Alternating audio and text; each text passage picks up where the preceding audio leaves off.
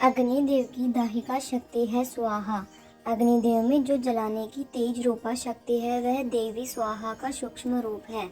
हवन में आहुति में दिए गए पदार्थों का परिपाक कर देवी स्वाहा ही उसे देवताओं को आहार के रूप में पहुंचाती है, इसीलिए इन्हें परिपाक करी भी कहते हैं।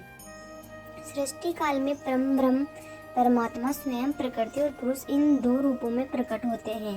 ये प्रकृति देवी ही मूल प्रकृति या प्रारंभा कही जाती है।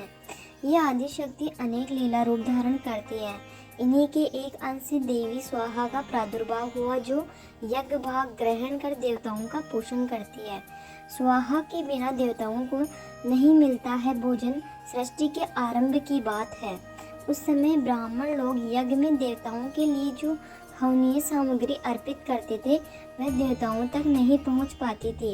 देवताओं को भोजन नहीं मिल पा रहा था, इसीलिए उन्होंने ब्रह्मलोक में जाकर अपने आहार के लिए ब्रह्मा जी से प्रार्थना की। देवताओं की बात सुनकर ब्रह्मा जी ने भगवान श्री कृष्ण का ध्यान किया। भगवान के आदेश पर ब्रह्मा जी देवी मूल प्रकृति की उपासना करने लगे। इससे प्रसन्न होकर देवी मूल प्रकृति की कला से देवी स्वाहा प्रकट हो गई और ब्रह्मा जी से वर मांगने को कहा। ब्रह्मा जी ने कहा, आप अग्निदेव की दायिका शक्ति होने की कृपा करें। आपके बिना अग्नि आहुतियों को भस्म करने में असमर्थ है। आप अग्निदेव की ग्रह स्वामिनी बनकर लोक पर उपकार करें। ब्रह्मा जी की बात सुनकर भगवान श्री कृष्ण से अनुरुक्त देवी स्वाहा उदास हो गई और बोली, परम ब्रह्म श्री कृष्ण के अलावा संसार में जो कुछ भी है सब ब्रह्म है। तुम जगत की रक्षा करते हो। शंकर ने मृत्यु पर विजय प्राप्त की है।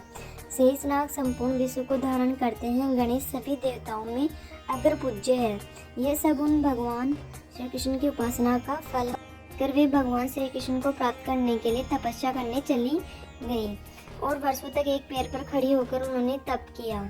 उनकी तपस्या से प्रसन्न होकर भगवान श्री कृष्ण प्रकट हो गए।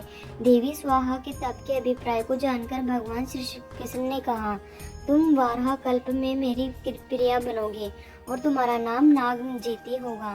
राजा नागजीत तुम्हारे पिता होंगे। इस समय तुम दाहिका शक्ति से संपन्न होकर अग्निदेव की पत्नी बनो और देवताओं को संतृप्त करो। मेरे वरदान से तुम मंत्रों का अंग बनकर पूजा प्राप्त करोगे। जो मानव मंत्र के अंत में तुम्हारे नाम का उच्चारण करके देवताओं के लिए हवन पदार्थ अर्पण करेंगे वह देवताओं को सहज ही उपलब्ध हो जाएगा। देवी स्वाहा बनी अग्निदेव की पत्नी भगवान श्री कृष्ण की आज्ञा से अग्निदेव का देवी स्वाहा के साथ विवाह संस्कार हुआ। शक्ति और शक्तिमान के रूप में दोनों प्रतिष्ठित होकर जगत के कल्याण में लग गए।